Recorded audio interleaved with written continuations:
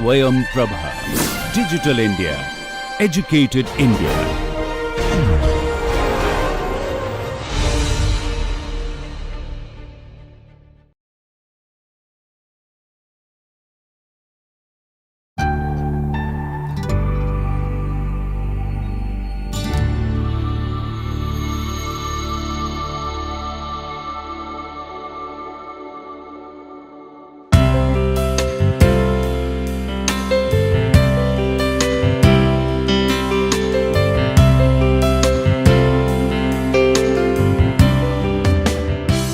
Greetings and welcome to the course of urban planning. Today, we are going to develop a conceptual understanding of the urban areas. We will identify its distinctions, look at varied definitions and terminologies involved. To start with, we are first going to explore the differences we experience between urban and rural areas in the Indian context in the section differentiating the urban from the rural areas. This will be an experiential and perception approach which will be adopted to see these distinctions.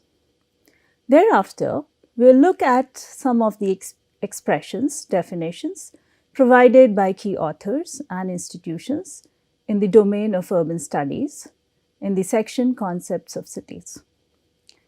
Following that, in the section Administrative Definition used by various countries, we will explore various definitions used across the globe by different countries. Thereafter, we are also going to familiarize ourselves with different boundaries recognized in the urban planning domain in the section Geographical Boundaries of Urban Areas and Terminologies. Finally, we will cover the classification of urban areas and the local governing authorities in Indian context in the section Classification of Urban Areas and Local Governing Authorities in India. The learning outcomes targeted in today's lecture are to develop the ability to identify the distinction between the urban and the rural areas, to nurture the potential to deliberate and quote key concepts of cities. We should be able to identify different key authors who have written in these areas and should be able to discuss on the conceptual understanding of cities. Further, we should be able to build the skill, we should be able to synthesize and review various definitions of urban areas at the global and the national level. Further, we target to instill the aptitude to recognize various geographical boundaries of urban areas and label the terminologies. To inculcate the ability to distinguish various urban areas and the governing local authorities. This would be our final outcomes, which we'll be focusing in this particular lecture. Coming to the first segment, where we look at how urban areas are different from the rural areas. In these two pictures, we see the major difference, what we have experienced, all of us either live in the rural area or live in the urban area. The major difference, what we see is that we are less people in the rural area, whereas we see large population in the urban area. So these two pictures show you the contrast between these rural and the urban areas. We further also notice that in the rural areas, we are almost similar kind of people. We are from the same group, cultural orientations, even the educational background. Whereas in the urban areas, we find there is a lot of heterogeneity. We see that people have different occupation, different culture, different religious aspects. So we see a lot of heterogeneity in the urban area. Likewise, we also see that in the urban areas, people use a lot of collective places. They share facility like transportation, the school, colleges, recreational spaces, whereas in the rural areas, these places might be lesser in number and probably less of sharing happens there. Other thing which is very much evident, especially in Indian context, is the nature of the houses. We see that a lot of permanency is seen in the urban areas with the kind of structure we see, And in the rural area, the houses which are there are more of a temporary nature, more of a vernacular, materials are used, so we identify these distinctions as well. Other major difference which we see is the density. Like in the picture on the left hand side, you can see high density, where in a small pocket of land, so many household lives. Whereas on the right hand side, you see a lower density, where lesser people live in a piece of land. So these are very marked distinctions between the urban and the rural areas. Further, we see that there is also administrative difference. We see Gram Panchayat in the rural areas, whereas we see municipal corporation, municipalities in the urban areas. So there's a difference in the urban administration, rural administration in these two areas. Now moving on to the next segment, where we will look at the concepts of cities. We see that definition given by United Nations, we see that cities are places where large number of people live and work. They are hubs of government, commerce and transportations. We have seen already in the pictures how there is difference in the population, there is difference in the nature of work they do, and there's also difference in the kind of setup, government setup, and also the transportation and commerce and all these differences, variations we have seen. So United Nations describes cities as these places where these differences are there. Further, we look at the definition given by Gallian and Ashner. They describe the city as the confederation or the union of neighboring clans resorting to a center used as a common meeting place for worship, protection and the like. Hence, the political or sovereign body formed by such a community.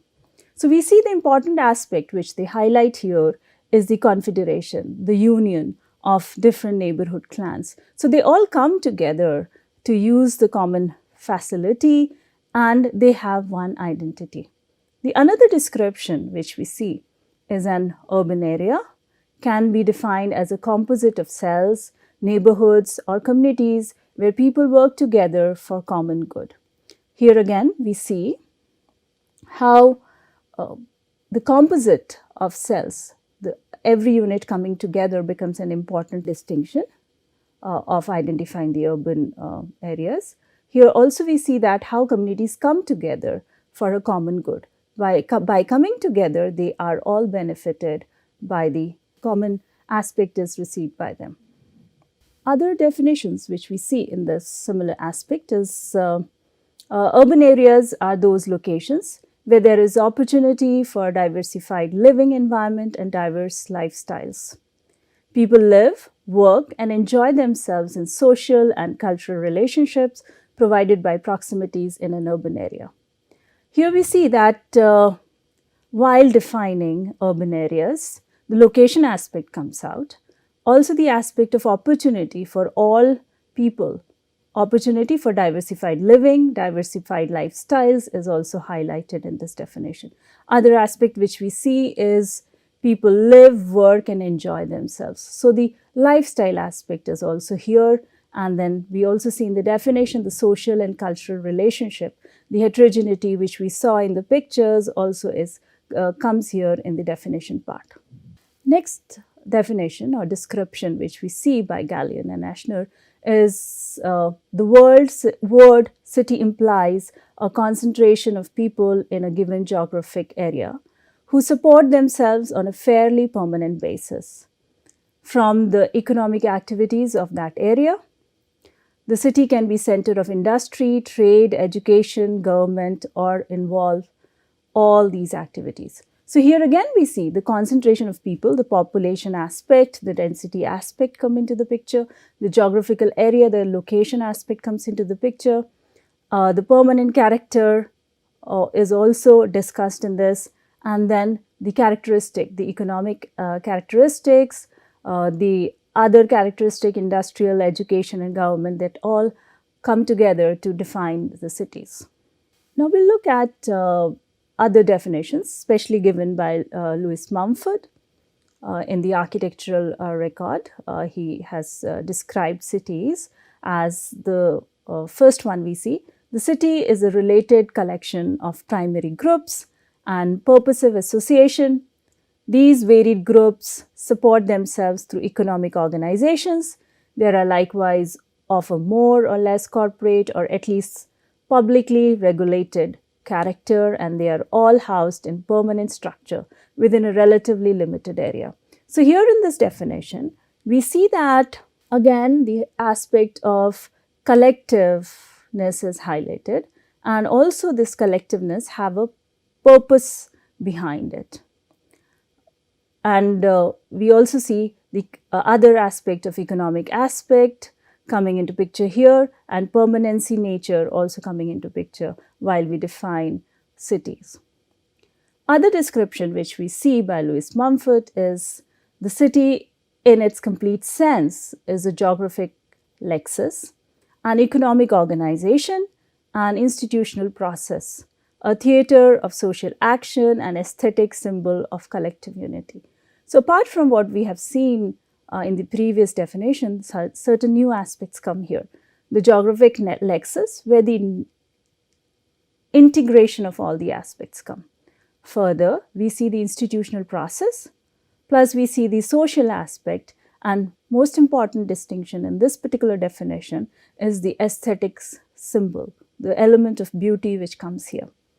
The other definition which we see in this by Lewis Mumford is one may describe the city in its social aspect, particularly he describes here from the social perspective, as a special framework directed towards the creation of differentiated opportunities for a common life and significant collective drama.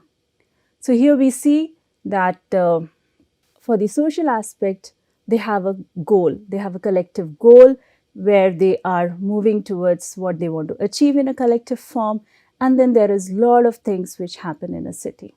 So coming to different layers of the city here. The final definition which we also see here is by Louis Rith. He says that for sociological purpose, a city may be defined as a relatively large, dense, and a permanent settlement of socially heterogeneous individuals. Like we saw in the pictures as well, we see that population, the density, the permanent nature, and then heterogeneity all come together to define the city. Summarizing this, we see that population, density, administrative aspect, economic aspect, character of the city such as organization, shared facilities, opportunities, socio-cultural aspects, the geographical areas, they all constitute or help us in understanding the urban areas. Moving on to the third segment, here we are going to cover the administrative definition used by different countries. We see that government agencies, the researchers, people who study cities, simplify the rural-urban classification based on readily available statistics such as population, size, administrative boundaries, and proportion of adult population in non-agriculture occupation. So these, based on these, usually the countries or the people who study cities classify the urban areas. And key source for all of these information is census reports. Mostly all of the classifications are adopted for the urban areas from the census documents. Let us first look at how India defines urban areas. This classification has been taken from Census of India 2011. The first classification which we see is all the places with municipality, corporation, cantonment board, or notified town, area, committee, they all are identified as urban and they are known as statutory towns. These towns are notified under law by the concerned state or the union territory governments and have local bodies such as municipal corporation, municipalities, municipal committee, irrespective what their demographic characteristic might be. So this is one of the classification which we see in India. There's another classification which we see, the second category of the town is known as the census town, which includes all the other places which satisfy the following criteria. Criteria number 1 is a minimum population of 5,000 people. We see criteria 2, which is at least 75% of the main working population organized in non-agriculture pursuit. Third component of this second definition, we see density of the population of at least 400 person per square kilometer. So this is how we identify census town in our country. So with reference to this, we are going to look at how different other countries in the part of the world define their urban areas. This was the study done by UN, World Urban Population. The report was published in 2018. In this study, we see that 59 countries use administrative designations as a sole criteria. So we saw, like in India, we use 4 criterias, 2 categories we see. So here we see that 59 countries, they use just first category, the administrative designation as a criteria for identifying the urban areas. So here we see that Poland for here, which you can find out in this place, which is somewhere here. They use towns and cities with Povest status. These are like in this country, they identify, they designate which area would be the urban. Likewise, we see Turkey here. Turkey also does the same. We find it here.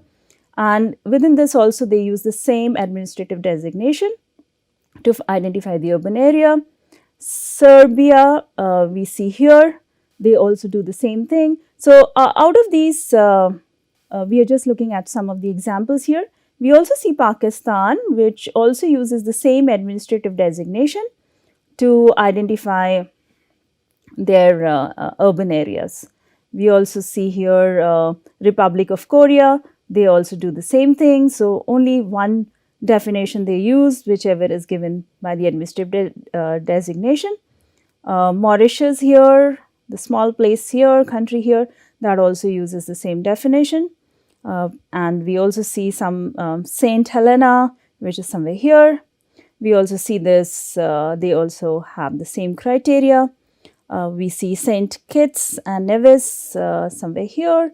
They also have this administrative designation. So they do not identify by any other aspect, but by the administrative designation.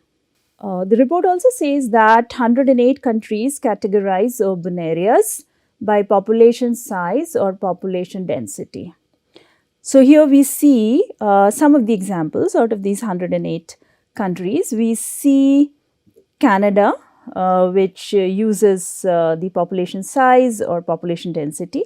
If I read out the definition, part of the definition here, we see 1,000 inhabitants or more, or at least 400 inhabitants per square kilometer. So those areas are identified as the urban areas. So it's very, to certain extent, similar to the Indian context. The cutoff line, 1,000, here they use 1,000 population, whereas we use 5,000 population. So it all depends on the geographical variation. In Germany, we see here their number is even lesser, 150 inhabitants per square kilometer. So they use density to identify their urban area. China, we see here, they use 2,000 population size to identify the urban areas, and their density value is pretty high, which is 1,500 person per square kilometer. Likewise, we can also see Philippines here. Here we see 1,000 inhabitants per square kilometer, and we also see that their cutoff population is 2,000 inhabitants or more. Taiwan, we see here, is again, we see 300 inhabitants per square kilometer density they specify, and 2,000 inhabitants per square kilometer. And Cambodia, we see here, somewhere located here, we see 200 person per square kilometer, that's the density they specify, and the cutoff population is 2,000 inhabitants or more. So we see that there are countries which use different criteria. Here we see some of the examples which use only population size or population density as an identifying criteria. The study also shows that nearly 37 countries could categorize urban areas by demographic characteristic only. So there are no other aspects like what we see in Indian context. They only identify by the demographic characteristics. Some of the examples which I have picked up here are like we can see Mexico, which says 2,500 inhabitants and more, this place. Then we see Portugal, which identifies 2,000 inhabitants or more. So their criteria is just this. Luxembourg, here we see 2,500 inhabitants or more. Saudi Arabia, we see 5,000 inhabitants, which is similar to our Indian scenario. Qatar also has the same 5,000 inhabitants. Then we see Micronesia here, which uses 1,000 inhabitants or more here. The Madagascar, we see 5,000 inhabitants or more. Nigeria, here we see it has a large population, 20,000 inhabitants or more. So something which has this kind of population is only considered as urban. Anything having less than this would not be. Then we see Senegal, which has a cutoff population of 10,000 inhabitants or not. So here we see, that these areas are densely populated. And Libya, we see here 2,000 inhabitants or more. So we see how countries vary in defining their urban areas. And these are the countries which solely define it by the demographic characteristics. Further, we see that, like you have already seen the variations in the numbers, here we see that the population cutoff also varies a lot. We see that it varies from 200 to 50,000 inhabitants, and we identify by 5,000 somewhere. So we see that Iceland, which is somewhere here, it's identifying by the 200 inhabitants or more. Sweden is identifying here again by 200. So these are very sparsely less populated places. So for them, the urban population would be where 200 inhabitants live. Whereas Japan, which has the highest, which is 50,000 inhabitants. So we see Japan here, small place and a lot of people here. So for them, the urban area would be where 50,000 inhabitants live. And likewise, we see American Samoa here, which has 2,500 inhabitants. Bahrain again, here 2,500. Albania, we see 400, and then Algeria, we see again 5,000, and Peru, it's here, which is like 100 dwelling units. So we see a lot of diversity and in how every country identifies their urban place. Looking at the range, here we see that what we saw in the map, we can see here in the graph here, which we see that the range is from 200 to 50,000. Okay, so we are somewhere here between India. So from 200 inhabitants to 50,000 inhabitants, that is how different countries identify their urban areas. Further, the study also shows that 38 countries or areas use economic characteristic as part of the criteria.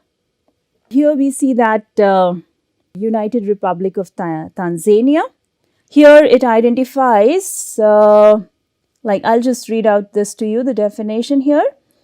Here we see all regional and district headquarters as well as all wards with urban characteristics, that is exceeding certain minimal level of size density criteria and or with many of their inhabitants in non-agriculture occupation. So the economic profile, the nature of job people do also help is criteria placed by some of the countries. We also do that here.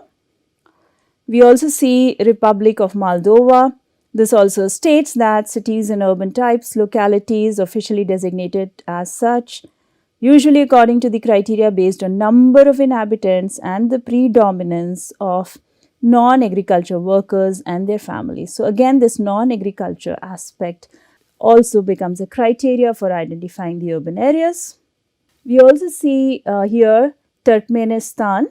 Here we see, again, when we read this, cities and urban type localities officially designated as such, usually according to the criteria based on number of inhabitants and the predominance of non-agriculture workers and their families.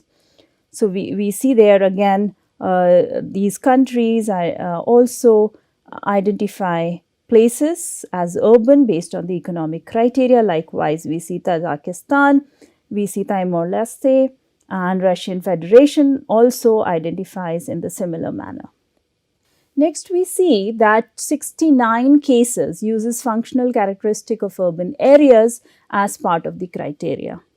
So here, for example, out of 69 cases, we can see Panama, which uses, here we can find the urban characteristics such as, I'll just read it out, localities with 1500 inhabitants or more with all or most of the following urban characteristics. So they specify these urban characteristics such as electricity, water supply, sewerage system, paved road, access to commercial establishments, secondary schools, social and recreational centers. So these characteristics, like if a place has these characteristics, they would be identified as the urban areas.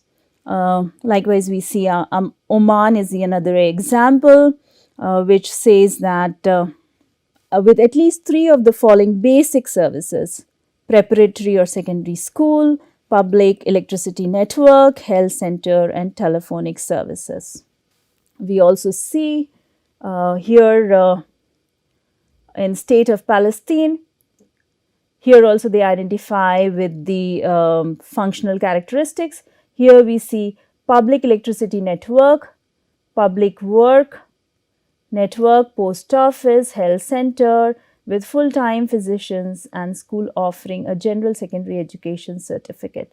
So we see these characteristics, what kind of functional characteristic urban areas provide, that's how they define the urban areas. Similar is this Slovenia, where we see surplus of workplace, suburban settlements that have fewer inhabitants but are spatially and functionally integrated with the city.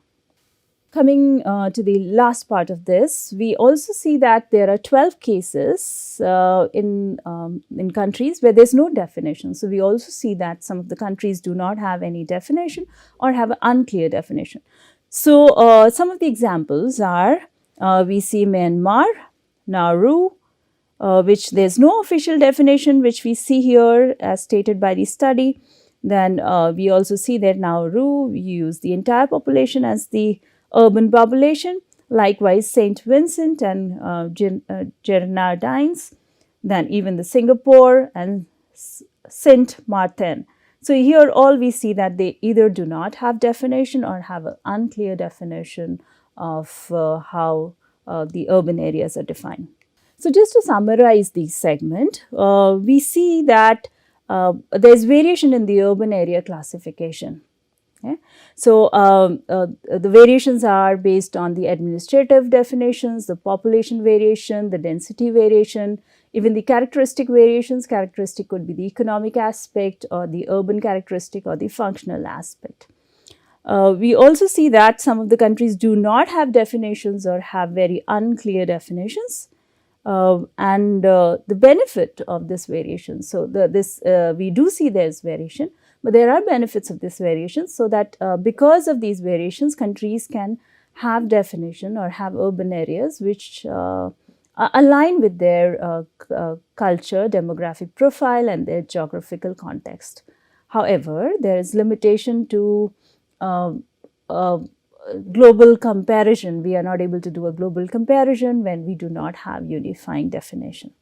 So this was part of our third segment. Now we'll look at the geographical boundaries of urban areas and the involved terminologies. So here we see that multiple boundary definitions exist for urban areas, and internationally there is no standardized way criteria for determining the boundaries of the city, and often we see multiple boundaries are given in this city. So, of one of the type which we see is the city proper, which is described as a city according to the administrative boundary. So, here we see in this diagram, this is the city proper. In Indian context, we also call it as a municipal boundary. Okay, so this is exactly the administrative boundary where the city works, performs its functions. So, at the international level, they also call it city proper, we call the municipality area. We find another definition, which is urban agglomeration. Here we see this blue line indicating the urban agglomeration.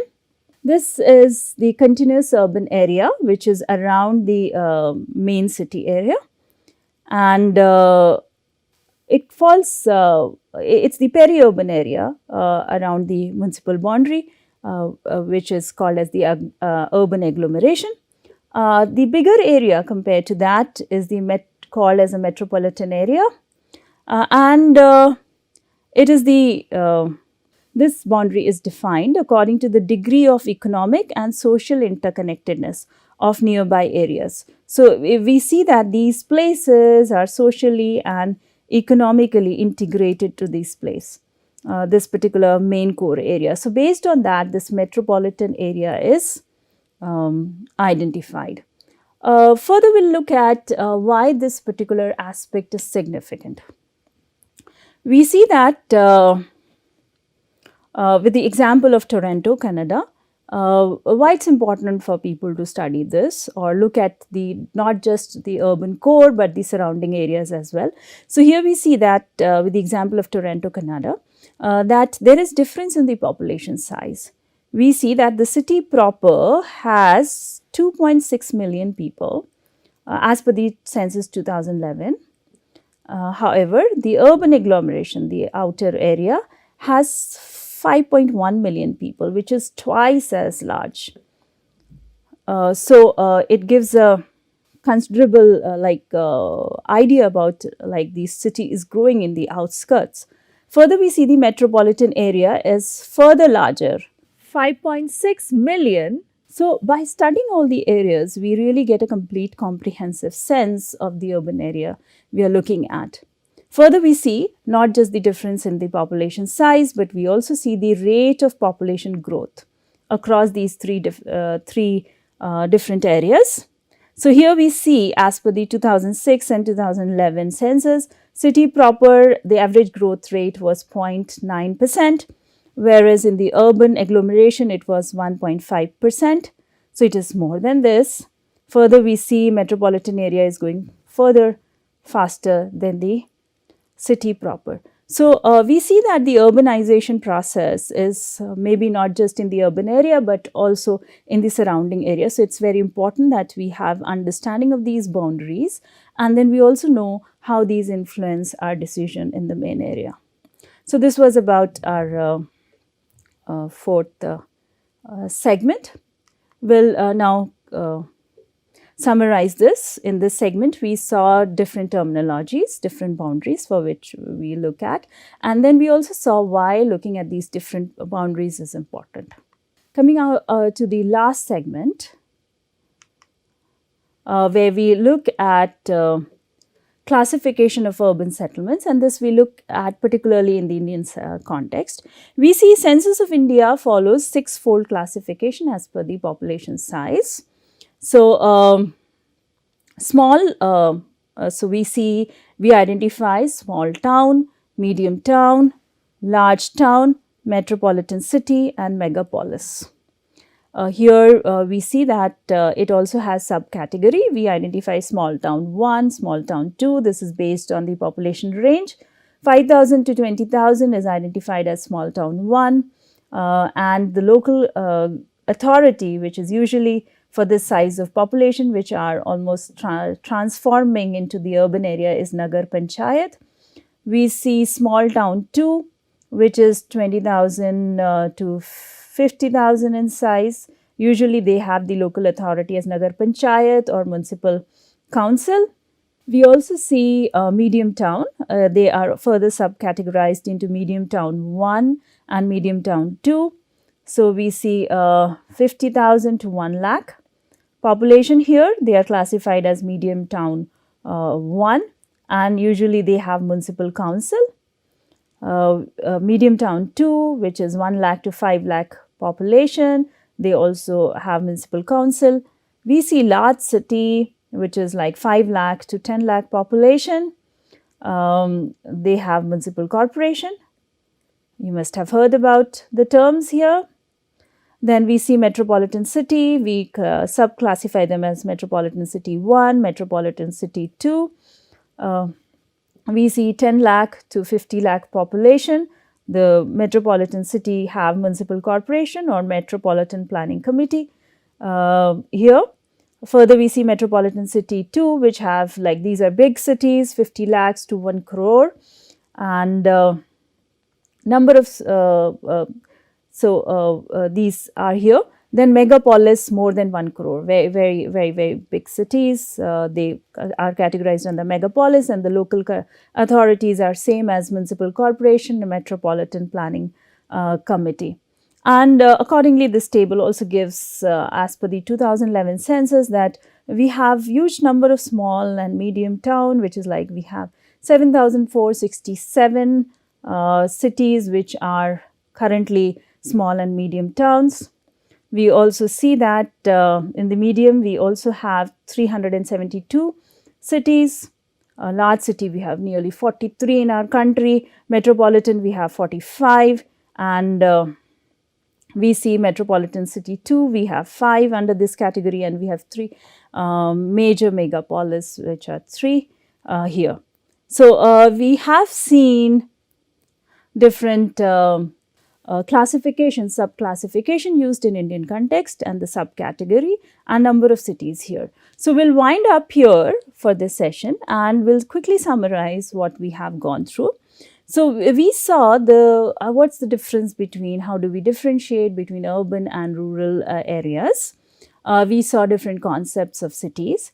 We also looked at administrative definitions used by various countries, different countries, we saw that. We further saw the geographical boundaries, what all terminologies are used, and finally we saw the classification of the urban areas and local governing authorities in Indian context. So that was for today. These are the references, course books, which we have from where these content has been made available to you. Our coverage was limited with the scope to make you aware of the topic. There are enormous readings and movies available to explore. Few are suggested here. This is not an extensive list. You may feel free to suggest more from your experience. Please feel free to ask questions. Let us know about your concerns you have. Do share your opinion, experiences, and suggestions. Looking forward to interacting and co-learning with you while exploring cities and urban planning. Thank you.